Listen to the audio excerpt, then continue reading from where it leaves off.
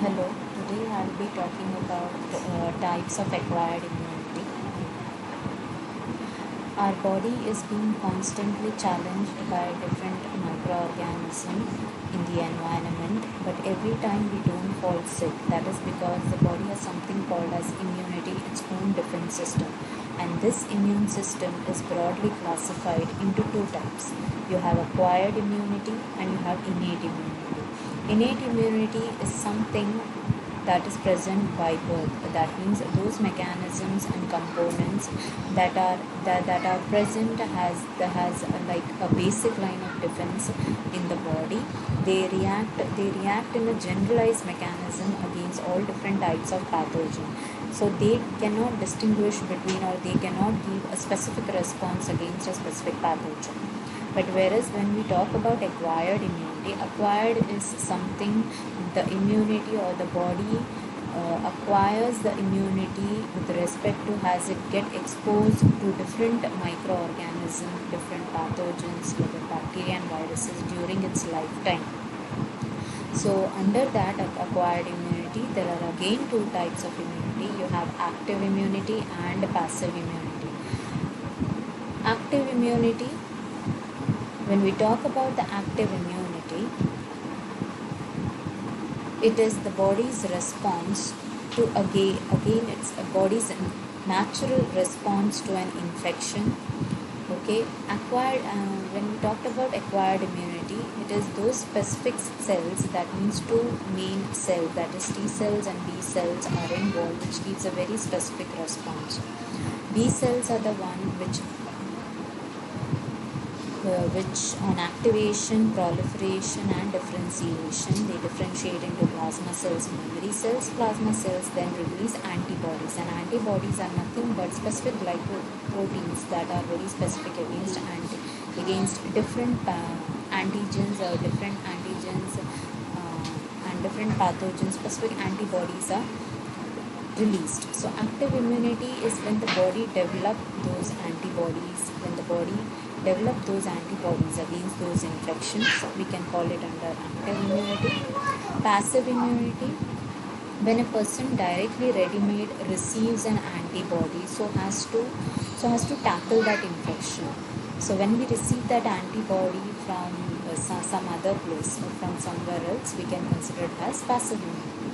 Again, active and passive both are divided into natural and artificial. When we talk about natural immunity, when we talk about natural active immunity, so here you can see under active immunity, two bars have been shown, natural and artificial. So I can see when I talk about natural active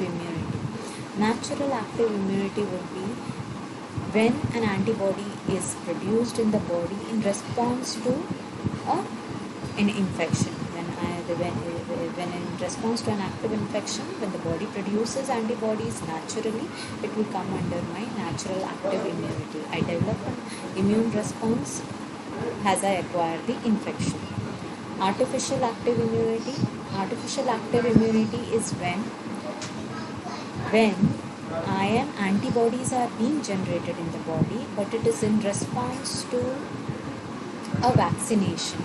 When if I have to prevent an infection, we take different vaccines. So what the vaccines are usually nothing but these components of these pathogens. So when we inject these vaccines, the body develops an antibodies against those antigens present in the vaccine. But this immunity is not response to natural infection. It is the antibodies has been developed against a vaccination. So artificial acquired active immunity. In both the cases, antibodies are being developed in the body itself.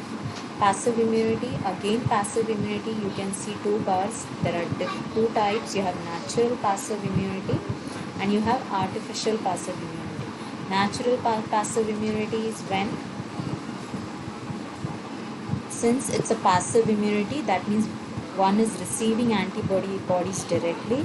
Why it is natural passive immunity is because, for example, when it's a transmission of antibodies through mother and child is one of the very good example of natural passive immunity. The antibodies through the placenta crosses the barrier, and when the baby receives a kind of a when the baby receives the antibodies through this way, it will come under natural passive immunity, like through the placenta, or when the fetus is inside the mother's womb, or through the colostrum, that is the first breast milk, is also have more of IgA type of antibodies. And finally the last one is the artificial passive immunity. When we talk about artificial passive immunity, here, since the passive immunity antibodies is received from somewhere else, that is the body is being the patient is receiving an antibody. Now here the antibody is received in the form of a medicine. Okay, antibodies could be received in the form of a medicine to treat any illness, to treat any infection. So generally you have gamma globulin injections or antibodies could be infused into the patient's body. So this comes under artificial passive immunity.